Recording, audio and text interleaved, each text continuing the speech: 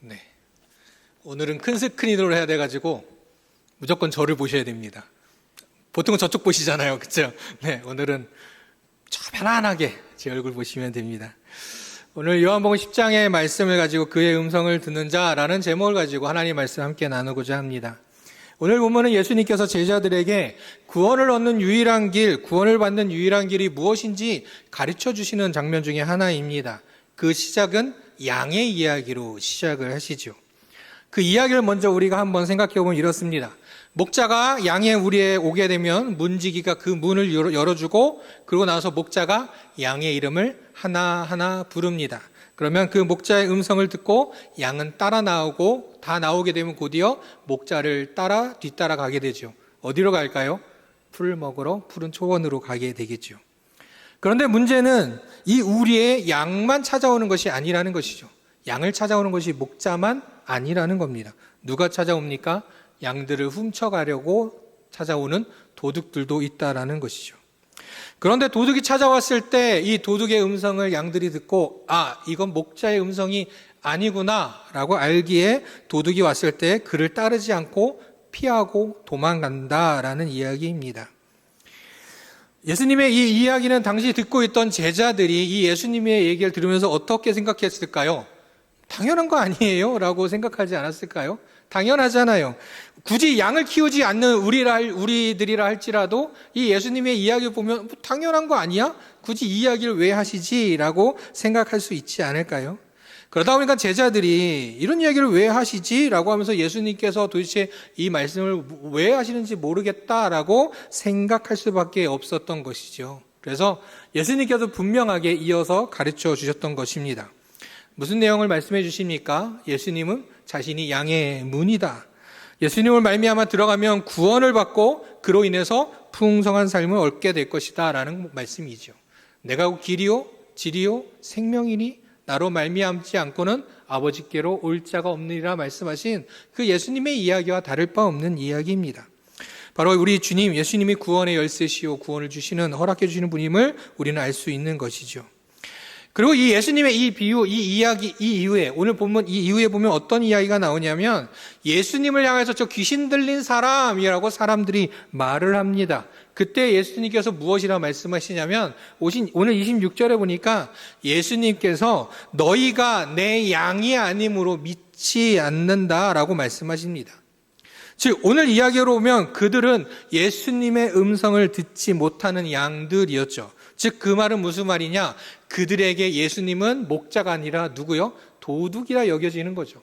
그러니 예수님이 하시는 말씀은 들으려고도 하지 않았고 도리어 피하려 하고 반박하려 하고 그를 귀신 들렸다라고 그렇게 비난했던 것입니다. 그렇게 그들은 예수님의 말씀을 믿지 않았고 듣지 않았죠. 그들은 예수님의 양이 아니라는 겁니다. 그런데 이어서 또 말씀하시기를 예수님이 이렇게 말씀하십니다. 내 양은 내 음성을 들으며 나를 따른다 라고 말씀하시면서 결국 예수님을 따르는 자들이 내 양이다 라고 말씀하시고 또 오늘 본문에서도 말씀해 주듯이 예수님께서는 이 땅 가운데 사람들을 죽이고자 멸망시키고자 오신 것이 아니라 바로 그의 양들에게 생명을 얻게 하고 구원을 얻게 하고 더 풍성한 삶을 얻게 하려 내가 왔노라 라고 말씀하고 계십니다. 그렇습니다. 우리는 주님의 양입니다. 목자 되는 주님께서 계시기 때문에 바로 예수님을 통하여 우리는 구원을 얻었음을 생명을 얻었음을 믿습니다. 그럼 오늘 말씀을 통해서 우리는 그럼 주님의 양으로서 어떻게 해야 될까? 두 가지로 한번 살펴보고자 합니다. 하나는 양과 같이 철저하게 목자만의 음성, 그 목자의 음성에만 듣고 순종하고 따라야 한다라는 것이죠.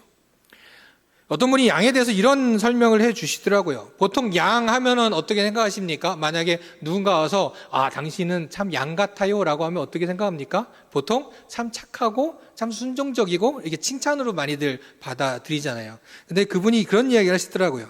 저 팔레스타인 지역에 가서 당신은 양 같습니다 라고 하면은 어떻게 들린다고요?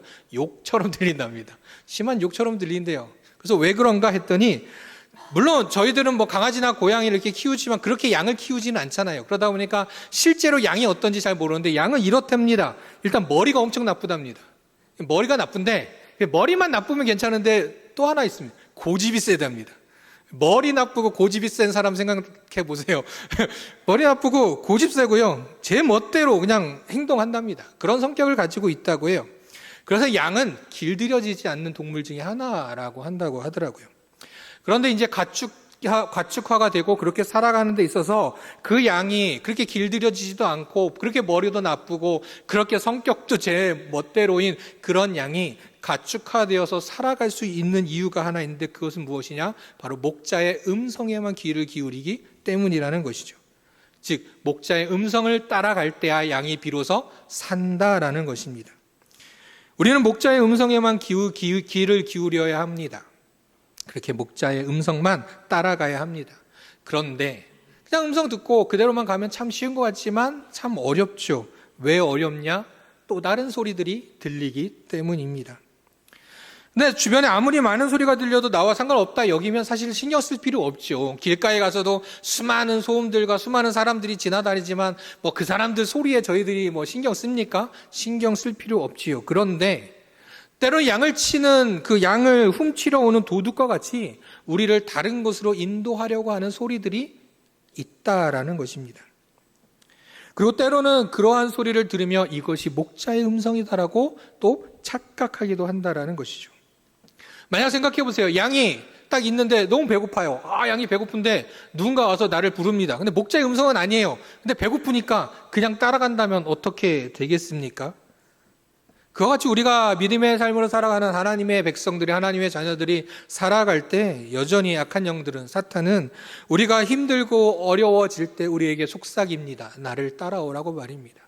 그런데요, 사탄은요, 힘들고 어려울 때만 오지 않아요. 평안하고요, 아무 일 없이 모든 것이 잘 된다고 느껴질 때도 와서 조용히 속삭인다라는 것이죠.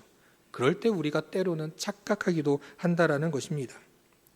또 때로는 굳이 사탄의 목소리가 아니라 할지라도 내가 가지고 있는 것, 나는 할 수 있다고, 나는 내가 알아서 할 수 있다라고 하면서 자신의 소리에만 귀를 기울이고 목자의 음성에 따라가지 않는다면, 목자가 와서 그 양을 푸른 초장으로 인도하려고 하는데 나 안 배고파, 나 안 갈 거야 라고 버티기만 한다면 어떻게 될까요?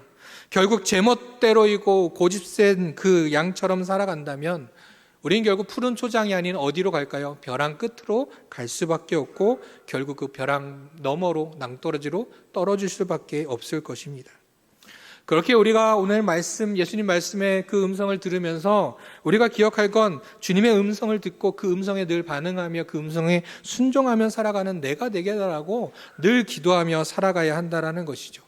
다른 소리에 흔들리지 않고, 다른 말들에 흔들리지 않고, 다른 음성에 흔들리지 않고 오직 하나님께서 주시는 음성에 귀 기울이며 그 음성대로 따라가기를 위하여 늘 하나님께 기도하며 살아가는 우리 모두가 될 때, 그때 주님의 인도하심 속에 바로 풍성한 삶, 또 구원과 생명을 얻게 하는 삶, 그 생명의 삶을 살아갈 줄로 믿습니다. 우리 사랑하는 성도님들, 오직 주님의 음성에만 귀 기울이며 하나님의 음성에 따라만 나아가며 그 풍성한 삶, 푸른 초장, 맑은 시냇물가에 살아가는 저희 모두가 되시기를 주님의 이름으로 축복합니다. 또 하나의 이야기가 있습니다. 하나는 뭐냐? 바로 우리를 인도하시는 그 주님께 있는 모습 그대로 나를 맡기고 순종하는 삶을 살아야 한다라는 것입니다. 지난 수요일날 수요 예배 전에 조금 시간이 남아서 이 교회 마당 앞에 좀 잠시 서 있었습니다. 그냥 가만히 아무것도 없이 그냥 예배 준비하며 가만히 서 있었거든요. 근데 그때 한 남자분이 저쪽 우리 교회 입구 있잖아요. 입구 쪽으로 좀 들어오시더라고요. 들어오셔서 저 초등학교 쪽으로 이렇게 내려가시는 경우가 있었습니다. 근데 그분이요, 볼 때요, 행색이 좀 남루했습니다. 그러니까 보기에 얼굴빛도 좀 어두우셨고 표정도 좋지 않으셨어요. 그리고 옷도 그냥 지저분하다는 거 표현보다도 그때 당시로 저는 너저분하다? 좀 뭔가 정돈도 안 되고 뭔가 좀 그래 보였습니다. 행색도 남루한 모습들, 그리고 걷는 것도 좀 불편해 보이는, 그냥 이게 일반적이지 않아 보였어요. 지나가다 보면 그런 경우 있잖아요. 뭐 그렇다고 해서 그분을 비난하거나 그분을 홀대하거나 나 싫어 이런 건 아니지만 뭔가 이렇게 가까이 하고 싶지는 않은 분들이 가끔 있잖아요. 참 그러셨거든요. 그냥 그러려니 그런 분이 있구나라고 이게 생각하고 바라보고 있었는데, 저 맞은편 초등학교 입구 쪽에서부터 한 여중생이에요. 여중생이 그렇게 걸어오더라고요. 걸어오다가 딱 고개를 들었는데 그 남자분 앞에서 눈을 마주치고 얼굴을 마주친 거죠. 보자마자 그 여학생이 손을 딱 펼치더니 막 달려가면서 안기는 거예요. 그러더니 아빠! 하고 안기는 겁니다. 저 아래쪽에 참 먼 거리였음에도 불구하고 그 소리가 얼마나 저를 설레게 하는지 참 너무나도 그 아이의 반가운 소리를 들었어요. 근데 문득 그런 생각을 했어요. 그분이 제 옆을 지나갈 때 참 저 정말 아이고 좀 걱정된다. 어디 아프신가? 몸이 안 좋으신가? 아니면 혹시 정신이 안 좋으신가? 막 이런 생각하고 있었는데 그 아이는 그냥 보자마자 그냥 손을 활짝 펼쳐가지고 팔을 활짝 펴려서 아빠 하고 안기는 모습을 보았습니다. 뭐 그 아이의 모습은 그럼 제가 봤던 모습 그대로 모습이 아니라 다른 모습이었을까요? 그렇지 않죠. 모습은 똑같았을 겁니다. 똑같이 바라봤을 겁니다. 그러나 그 아이에게는 그게 아무런 문제가 되지 않았어요. 왜요? 아빠이고 자신은 딸이기 때문이죠. 앞서 말씀드렸던 그 양의 성격을 보면요, 참 고집도 세고 제 멋대로 살아갑니다. 머리도 나쁘다고 했죠. 그리고 목자의 도움이 없으면요, 양을 보셨는지 모르겠어요. 저는 실제로 한 번인가 봤는데 다리가 짧잖아요. 이 양은요, 넘어지면 일어나질 못한대요, 또. 그러니까 목자의 도움이 없으면 그 외에도 목자의 도움이 없으면 참 살기 힘든 게 또 양이기도 합니다. 그런데 이런 모습을 보면서 아유, 이 양은 왜 저래? 라고 생각할지 모르지만 한편으로 어쩌면 우리의 모습은 아닐까, 하나님 앞에서 나의 모습 아닐까 생각해 보았습니다. 그래서 사탄은 이렇게 우리에게 속삭입니다. 야, 네가 무슨 하나님의 자녀냐? 너는 그런 자격 없어 라고 말입니다. 결국 그 사탄의 음성에 빠지게 되면 어떻게 될까요? 마치 아담이 하나님을 두려워해 숨었던 것처럼 하나님의 자녀라고 하나님의 백성이라고 예배 나오고 예배 드리고 기도하며 살아가다가도 나의 그 모습이 초라하고 하나님 앞에 부끄러워서 아담과 같이 숨어버리는 것, 그것이 또한 어쩌면 우리가 살아가는 삶들 속에 일어나는 일 아닐까요? 그런데요, 우리 주님은 어떤 분이십니까? 우리 주님은 우리의 이름도 아시고요, 우리의 모든 것을 다 아시고 그렇게 우리를 부르시고 안으시고 사랑하시고 품어주십니다. 설령 주님 앞에 서기에 우리가 부끄럽고 연약하고 또한 남루하고 비천해 보일지 몰라도 사탄이 말하는 것처럼 하나님의 자녀로서의 자격이 주어질 것처럼 보이지도 않고 자녀 같지도 않고 그런 자격도 없어 보일지 몰라도 하나님은 너는 내 양이라, 너는 내 아들이라, 주님은 우리를 그렇게 삼으시고 우리를 그렇게 품으시고 안으시며 늘 우리를 인도하여 주신다라는 것입니다. 그래서 이 양에 대해 설명하시면서 이 이야기 하시면서 저도 참 은혜가 되었습니다. 우리가 잘 아는 시편 23편에 다윗이 이렇게 고백하죠. 뭐라고 합니까? 여호와는 나의 목자시니 내게 부족함이 없으리로다. 그가 나를 풀밭에 누이시며 쉴만한 물가로 인도하시는도다. 그런데요, 이 고백이 그냥 오늘 말씀을 묵상하면서 다시 한번 보니까 좀 다르더라고요. 왜냐? 이 다윗의 고백을 보면서 그래, 하나님은 목자시고 하나님 우리를 인도하시는 능력이 있으신 분이야, 그냥 그 하나님은 대단하신 분이고 위대하신 분이야 라고 그냥 끝날 말씀이 아니라는 것이었죠. 무엇이냐? 어쩌면 양을 치던 목자가 바로 목동이었던 이 다윗이었죠. 양을 치며 그 다윗이 어떻게 생각했을까요? 참 고집스럽고 참 제멋대로고 머리도 나쁘고 도움 없이는 일어나지도 못하는 그 양을 바라보며 그래, 나도 그렇지, 나도 저 양과 같아. 그러나 나를 돌보시는 주님께서 계시기에 바로 주 여호와 하나님이야말로 나의 목자시지. 나는 그분의 보잘것없는 양이야. 나는 그분의 양이기에 오직 그분의 음성에만 귀를 기울이고 나의 있는 모습 그대로 내어놓고 그의 음성에 따라가 살아가야지. 아니, 주님 그렇게 살아가겠습니다라고 고백하는 그러한 고백이 이 시편 23편의 고백이 아닌가 다시금 묵상하게 되었습니다.